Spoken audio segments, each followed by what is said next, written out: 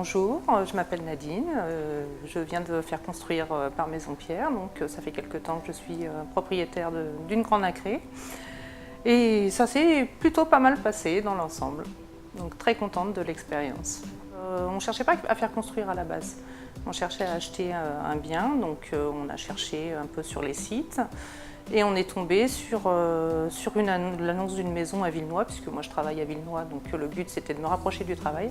Et on a cliqué dessus et en fait, c'est pas pour acheter la maison que vous voyez sur l'annonce, c'est quelqu'un de Maison Pierre qui vient vous contacter.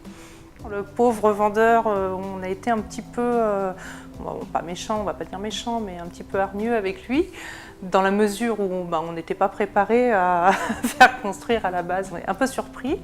Et on a été se renseigner un peu auprès de la concurrence, pour être honnête. Maison Pierre nous a rappelé en nous demandant pourquoi on n'avait pas donné suite. Donc j'ai expliqué qu'on avait trouvé des choses assez intéressantes chez le concurrent. Et une nouvelle personne, un nouveau démarcheur de Maison Pierre, s'est proposé de revenir pour voir un peu plus avant le projet avec nous et coller un peu plus à nos attentes en fait. Je pense qu'ils ont envoyé quelqu'un qui avait plus d'années de maison et qui savait comment parler aux gens et qui savait les tenants et les aboutissants, qui était un peu plus sûr de lui, un peu plus.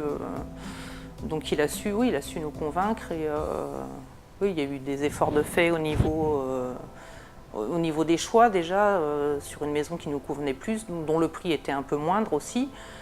Et donc du coup, ça rentrait dans nos espérances, dans nos critères de prix. Pour moi, la construction, c'était pas accessible. Je me voyais pas en possibilité d'aller vers la construction. Au départ, je voulais acheter une maison, enfin on voulait acheter une maison, puisque je venais de trouver un CDI, ça devenait possible. Mais non, pour moi, c'était un peu inaccessible la construction. Ça restait dans le domaine du rêve. Je pensais que c'était plus cher, alors qu'en fait, je ne vais pas dire que c'est l'inverse parce que ce serait exagéré, mais disons que c'est l'inverse au niveau de l'apport. Puisque dans le neuf, on a besoin d'avoir un apport uniquement sur le terrain pour les frais de notaire. Alors que dans l'achat, c'est sur la totalité du bien, les 10% du notaire, qu'il faut avancer. Donc ça ne fait pas le même prix. Donc, tout dépend de l'argent qu'on a de côté. Voilà, donc c'est un peu ça qui a joué aussi beaucoup. Puis le fait d'avoir un lieu où, bien à nous, où personne n'a mis les pieds, quoi. C'est important. Enfin pour moi, ça l'est, en tout cas. Moi, j'avais une espèce de confiance dès le départ dans le nom Maison Pierre, sans vouloir jeter des fleurs à Maison Pierre, mais j'avais quand même une certaine confiance dans le nom. Peut-être à force de l'avoir entendu, puisque c'est quand même connu, Maison Pierre. Et puis une mauvaise image de la concurrence qu'on a pourtant été voir, mais une image assez négative de l'autre nom pour le coup. L'intérieur, la conception intérieure de la maison ne nous dérangeait pas chez la concurrence, mais le visuel extérieur était ça faisait moins petite maison avec ses petits volets et ça faisait moins le rêve qu'on attendait en fait. Comme on avait le même ordre de prix que la concurrence et que le visuel de la maison était beaucoup plus plaisant, oui, il y a eu peu d'hésitation quand même. Les modèles Maison Pierre qui nous avaient été présentés nous faisaient plus rêver que ceux de la concurrence. Au niveau visuel, il n'y avait pas photo, c'était vraiment, ça n'avait rien à voir, quoi. On a une cinquantaine d'années, donc on ne se laisse plus berner non plus. C'est vrai qu'il y a un discours qui est fait pour vous emmener à acheter, évidemment, ils sont là pour ça, c'est leur métier. Donc nous, c'est vrai qu'on épluche un peu, oui, voilà, le monsieur il nous vendait aux frais du barbecue en août, oui, ça c'est un petit peu surfait, mais c'est pas grave, parce que c'est pas grave dans la mesure où, oui, on se doutait que le premier mois d'août, on ne l'aurait pas, mais il y en a d'autres des mois d'août, il y a 20 ans de mois d'août derrière, donc ouais, non, il était efficace. Une fois qu'ils maîtrisent leur métier, oui, clairement, oui, ils ont les arguments pour.